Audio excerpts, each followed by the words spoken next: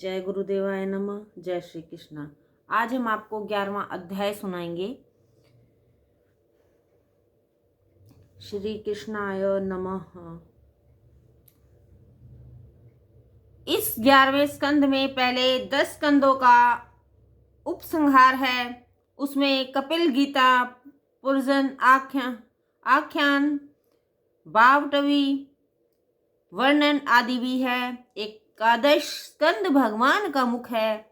9वें स्कंद में कृष्णा कथा लीला थी और 10वें स्कंद में निरोध लीला, श्री कृष्ण की कथा और लीला अनंत हैं। इस कथा में प्रकट के साथ गंगा स्नान की महिमा कम हो गई है। भगीरथ में स्नान करने जाने के लिए रुपयों पैसों की जरूरत होती है और वहां तक जाना भी पड़ता है, जबकि कृष्ण कथा में स्नान करने के लिए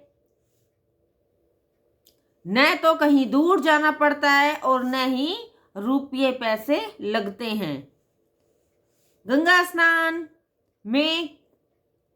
स्नान से केवल शरीर की शुद्धि होती है, जबकि कृष्ण कथा स्नान से तो मन की, हृदय की शुद्धि होती है। एकादश स्कंद में मुक्ति लीला है, क्योंकि साधक का मन भगवान से जिसके मन का निरोध होता है उसे शीघ्र ही मुक्ति मिल जाती है। मुक्त तो मन को करना है, क्योंकि आत्मा तो मुक्त ही है। विषयों का चिंतन छोड़कर ईश्वर का चिंतन शुरू कर दें तो जीव मुक्त हो जाएंगे। जीव अज्ञान के कारण बंधन का अनुभव करता है। वस्तुतः उसे किसी ने बांधा है ही नहीं। विवेक, तत्व ज्ञान और वैराग्य से मोह को नष्ट किया जाए तो मुक्ति ही है। मन और वैर और वासना से मुक्त रखोगे तो निरोध जल्दी होगा।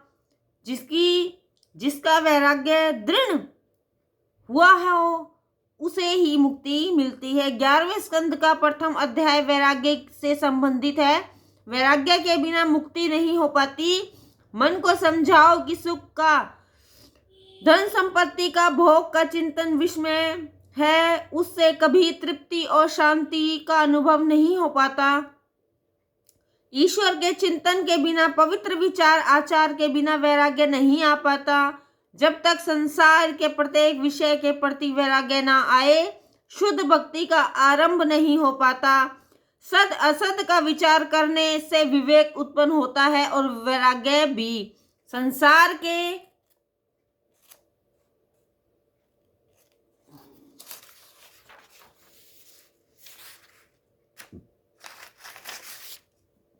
सभी जड़ पदार्थ दुख रूप और असत्य हैं। मात्र चेतन परमात्मा ही आनंद रूप और सत है। निश्चय कर लो कि जगत के पदार्थ भ्रम मात्र और दुखदाई हैं, क्षणिक हैं। विषयों का संयोग वैसे तो दुख देता है, किंतु उनका वियोग बड़ा दुखदाई है।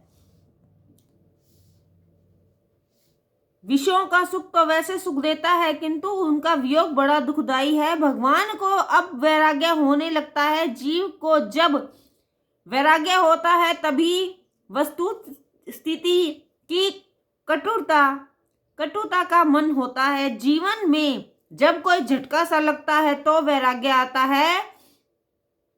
तुलसीदास अपनी जवानी में पत्नी की ओर बहुत ही आसक्त थे और एक बार पत्नी अपने मायके गई हुई थी। तुलसीदास जी से वियोग सहा नहीं गया तो वे ससुराल की ओर चल दिए। रात्रि के समय मूसलाधार बारिश हो रही थी और नदी में बहुत जोरों से बाढ़ आई हुई थी। एक शव को लकड़ी का टुकड़ा जानकर उसी पर सवार होकर उन्होंने नदी पार की। ससुराल के द्वार बंद थे तो उन्होंने खिड़की के अंदर जाना चाहा। खिड़की पर एक सर्प लटका हुआ था। वे उसे रस्सी समझकर उस पर चढ़ गए और पत्नी के कमरे में पहुंच गए। पति के पराक्रम की बात सुनी तो वह उल्हाना देने लगी। उसने कहा, जैसा प्रेम तुम इस हाड़ मांस की देह से करते हो, उतना प्रेम यदि प्रभु से करते और उनके लिए कष्ट झेलते तो आपका उद्धार हो गया होता। हाड़ मांस की देह में ममता पर इतनी प्रीति, तीसु आंधी जो राम प्रति, अवसी मिटी ही भव भीति। पत्नी के वचन सुनते ही तुलसीदास को एक झटका लगा। उनके ज्ञान चक्षु खुल गए और उन्होंने उसी क्षण संसार का त्याग कर दिया।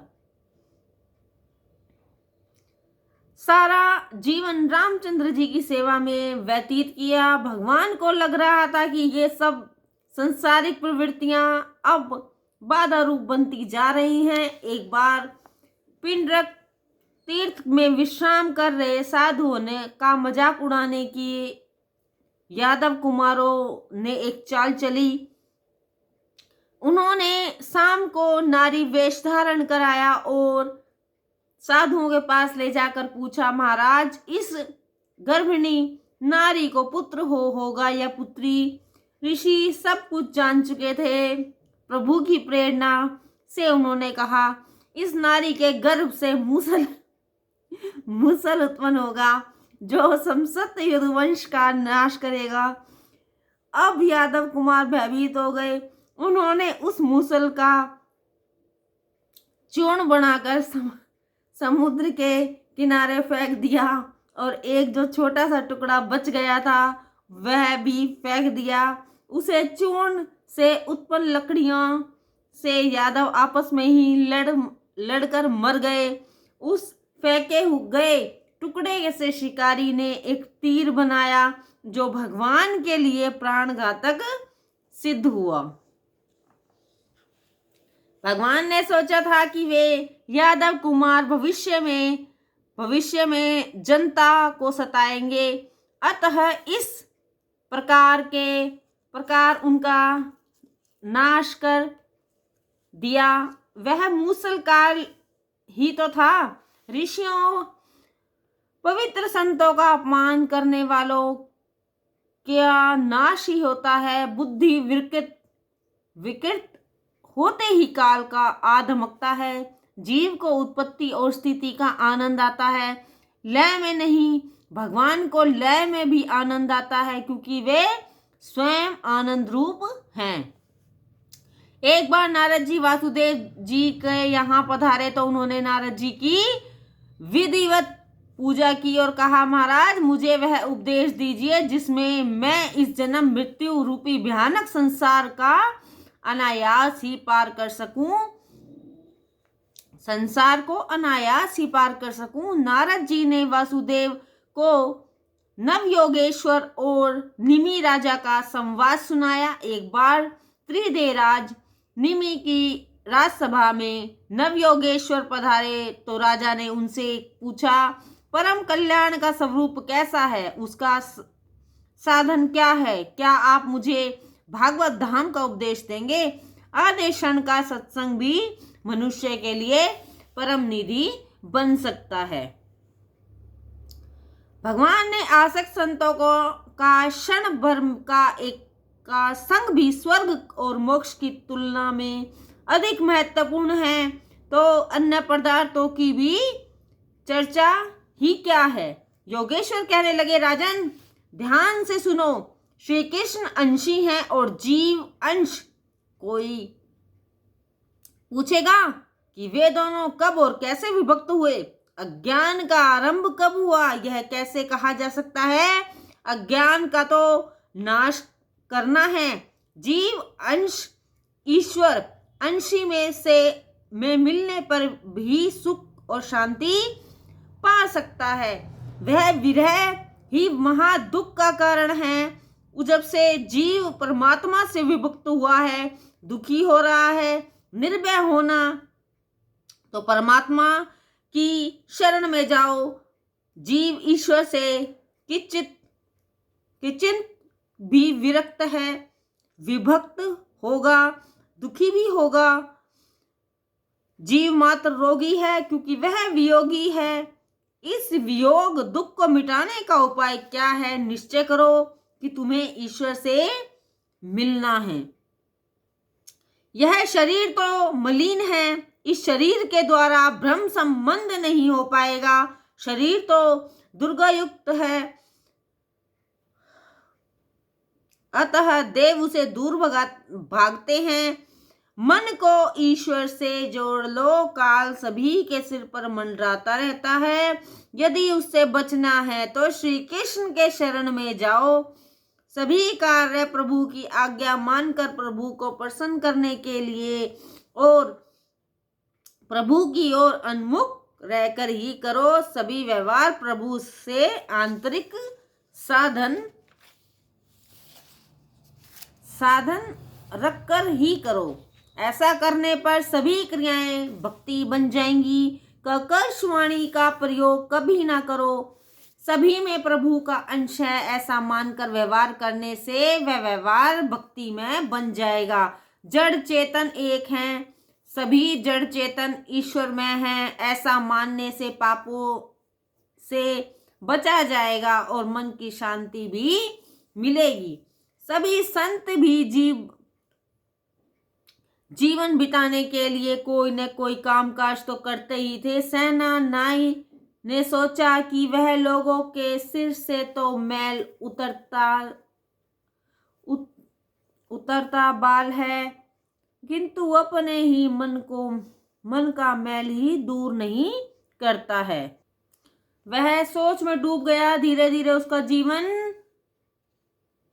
ही पलट गया और वह संत बन गया। कारोबार करते समय प्रभु का सदैव स्मरण करते रहो।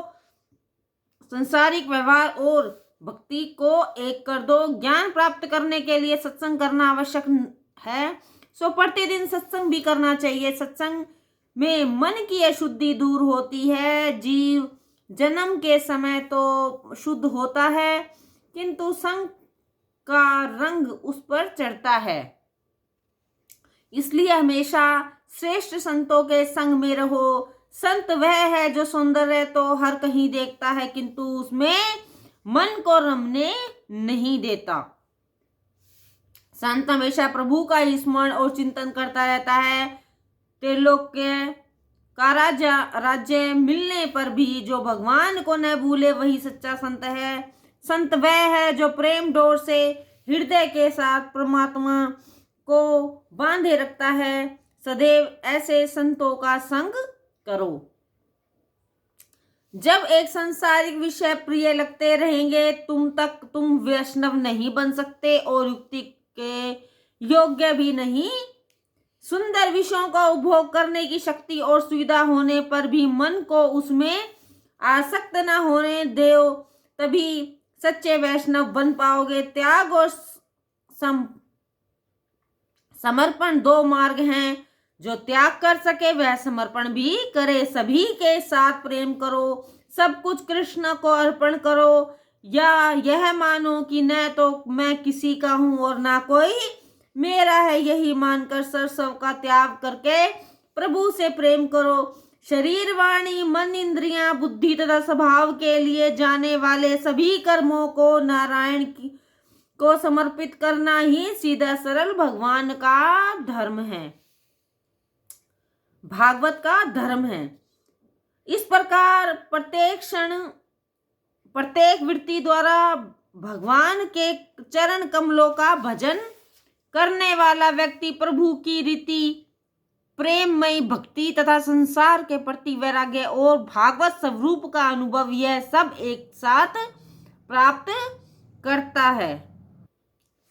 आत्मस्वरूप भगवान समस्त प्राणियों में आत्मस्वरूप नियंता रूप में से स्थित है। जो व्यक्ति कहीं भी अधिकता या न्यूनता ने देखकर स्वतंत्र भागवत सत्ता को ही देखता है।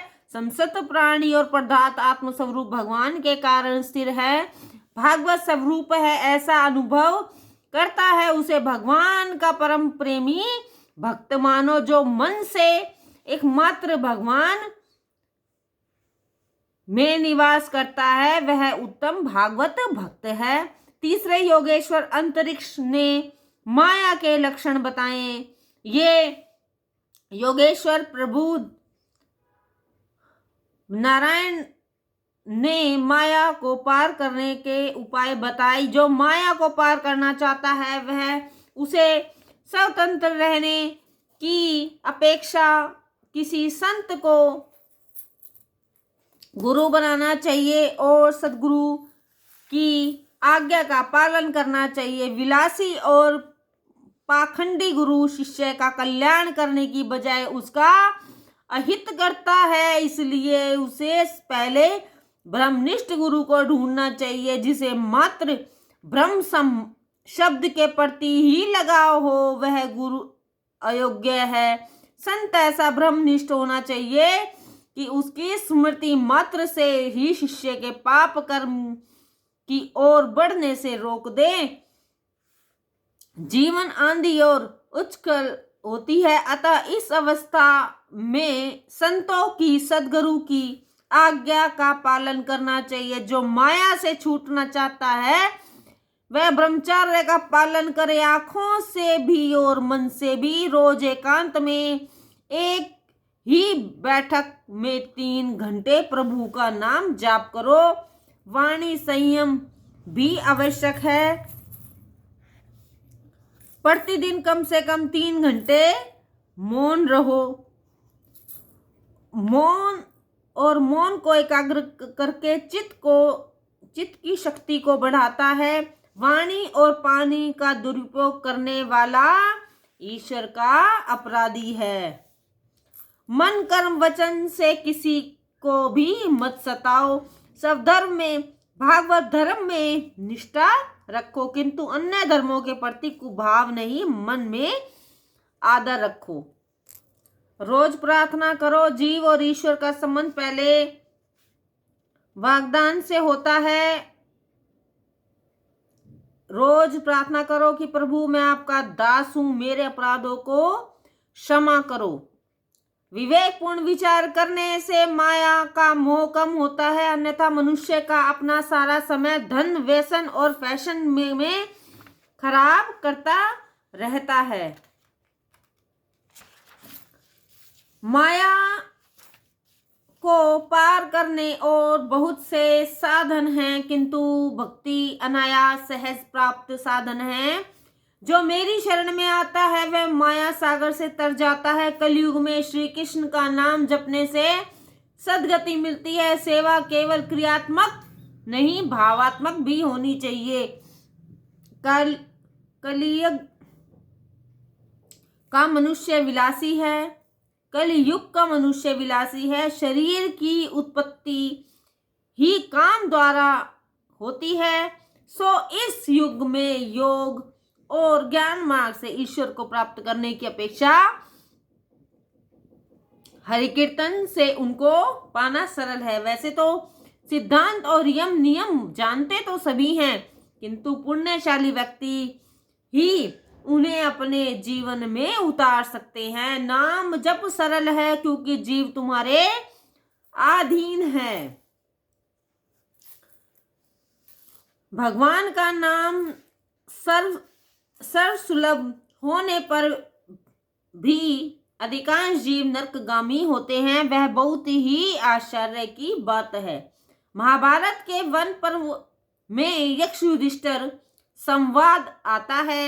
यक्ष युधिष्ठिर से पूछते हैं, इस जगत का सबसे बड़ा आश्चर्य क्या है? युधिष्ठिर जी उत्तर देते हैं, मनुष्य हजारों जीवों को प्रतिदिन यमलोक जाते हुए देखता है, फिर भी वह स्वयं इस प्रकार का व्यवहार करता है कि मानो वह अमर है।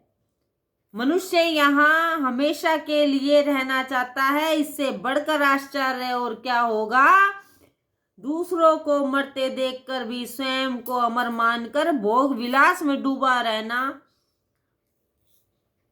सबसे बड़ा आश्चर्य है। 5वें योगेश्वर ने नारायण का स्वरूप दर्शाया। निमि राजा ने कहा, अब कुछ कर्म योग के विषय में बताइए। इन कर्म अकर्म और विकर्म में मेरा मन उलझ सा गया है। 6ठे योगेश्वर अभिहोत्र ने कहा, सत्य है तेरी बात, बहुत से विद्वान भी इसमें उलझ जाते हैं। वेद कर्म की आज्ञा देते हैं और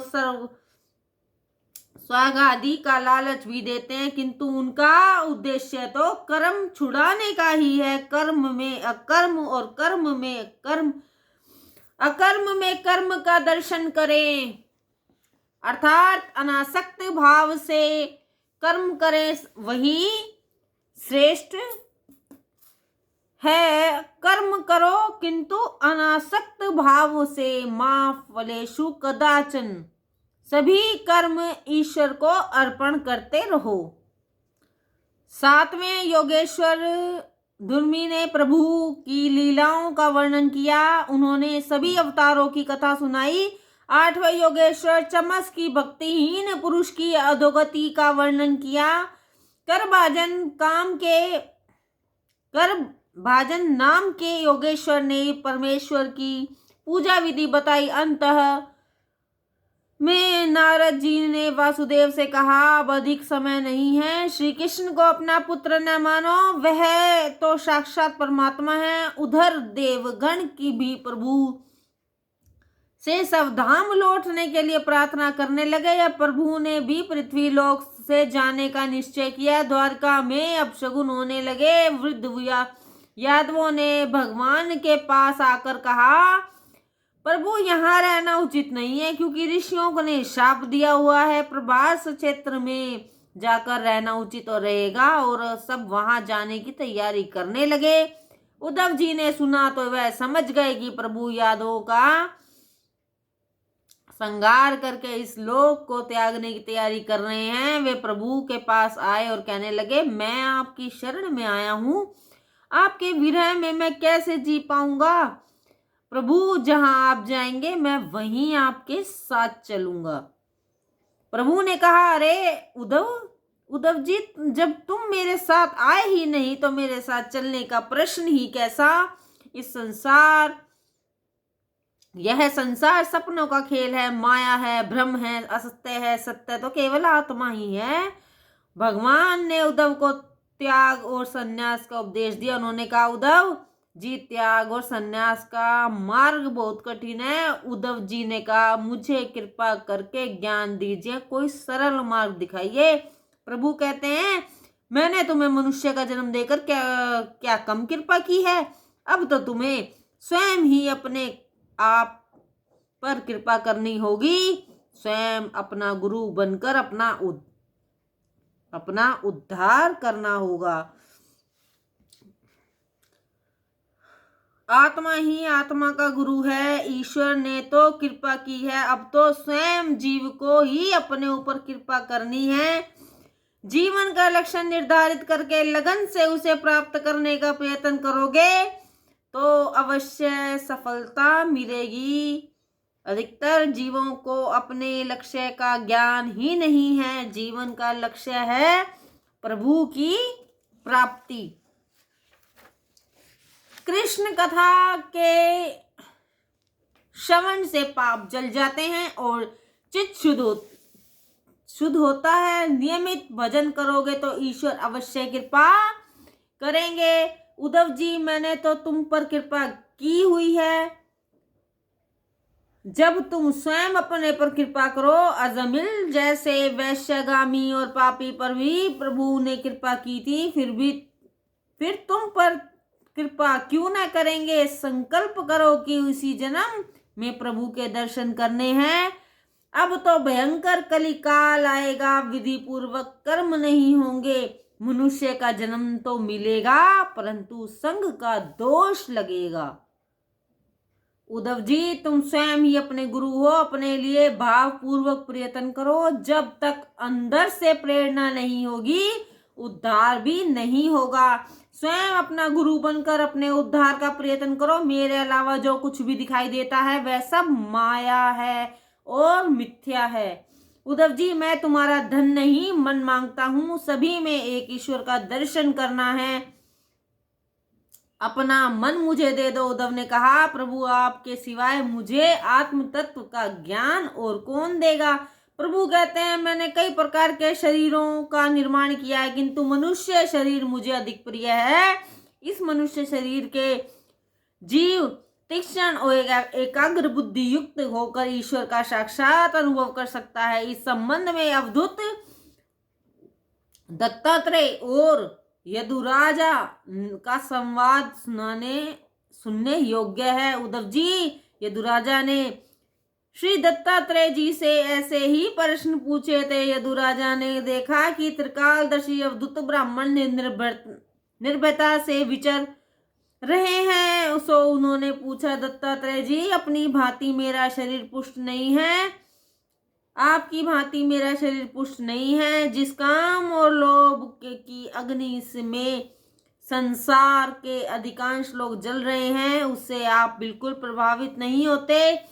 आप अपने ही स्वरूप में स्थिर रहते हैं। आप अपनी आत्मा में निर्विचन आनंद का अनुभव किस प्रकार कर पाते हैं? दत्तात्रेय जी ने उत्तर दिया, राजन, मैंने जान लिया है कि संसारिक जड़ वस्तुओं में आनंद नहीं है। जड़ वस्तुओं में से मन को हटाकर सभी से दृष्टात्म स्वरूप में दृष्टि स्थिर करके दृष्टा का दर्शन करता हूँ। दृश्य में से दृष्टि को हटाकर जो दृष्टा में स्थिर करता है, उसी को आनंद मिलता है। राजन, आनंद भी बाहर के विषयों में नहीं, भीतर है। मैंने अपन तत्व को भूलाकर दृष्टि को अंतर्मुख कर लिया है। मैं अपने ही स्वरूप में स्थित हूँ।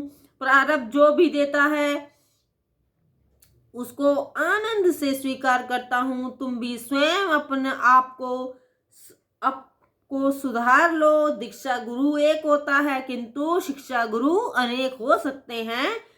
मैंने एक नहीं 24 गुरुओं से ज्ञान पाया है। मेरे 24 गुरुओं का नाम पर इस प्रकार है जिनसे मैंने ज्ञान प्राप्त किया है।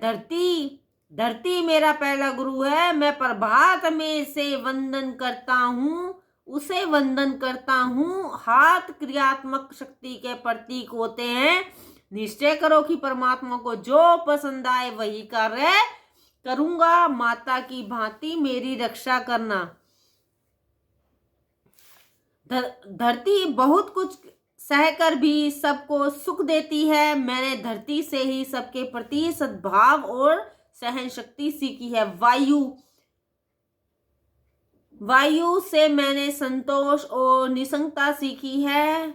आकाश ने मुझे सिखाया है कि आत्मा आकाश की भांति अनादि और सर्वव्यापी है। ईश्वर भी उसी की भक्ति सर्वव्यापी है।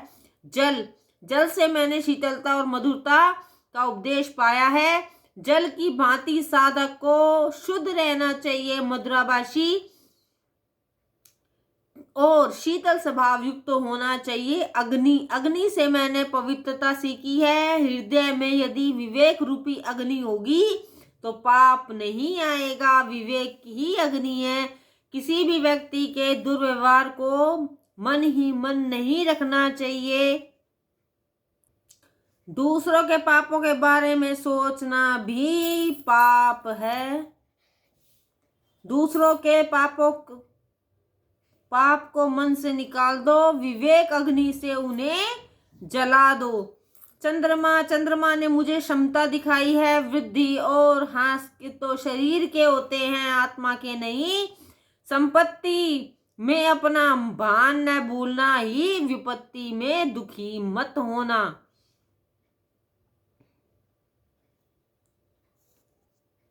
सूर्य ने मुझे परोपकारी होना सिखाया है, परंतु अभिमानी नहीं। एक ही सूर्य के कई प्रतिबिंब होते हैं और वह अलग अलग जल पात्रों में दिखाई देता है। उसी प्रकार आत्मा भी एक ही है, परंतु विविध आदि उपाधियों के कारण अनेक स्वरूपों वाली प्रतीत होती है। वास्तव में तो आत्मा उपाधि रहित है। कबूतर मेरा 8वां जो गुरु है वो कबूतर है। उससे मैंने सीखा है किसी भी व्यक्ति या वस्तु के प्रति अतिशय आसक्ति नहीं होनी चाहिए। वह पत्नी और पुत्र की आसक्ति के कारण जाल में फंसकर मर गया। किसी भी मृत्यु पर विलाप न करो। रोने वाला स्वयं भी एक दिन जाने वाला है, फिर दूसरों के लिए क्यों रोते हो रोना, तो हमेशा खुश स्वयं के लिए ही रोना चाहिए। अजगर अजगर की भांति प्रारब्ध कर्मानुसार जो कुछ भी मिले उसी में संतुष्ट रहो। सागर समुद्र वर्षा ऋतु में बहुत सा जल मिलने पर भी छलकता नहीं है और ग्रीष्म ऋतु में जल न मिलने पर सूखता नहीं है। सुख दुख से हमें भी समुद्र की भांति ही रहना चाहिए। पतंगा भी मेरा गुरु है। जब वह अग्नि से मोहित होकर उसके पास जाता है और जलकर मर जाता है, मनुष्य भी माया से मोहित होकर उसमें फंस जाता है और अपना सर्वनाश कर बैठता है। पतंगे की भांति सौंदर्य के पीछे पागल होने से अपना ही नुकसान होता है। संसार के सभी विषय बाहर से सुंदर हैं, भीतर से नहीं। सुंदरता केवल कल्पना मात्र है। जय गुरुदेवाय नमः। जय श्री कृष्णा।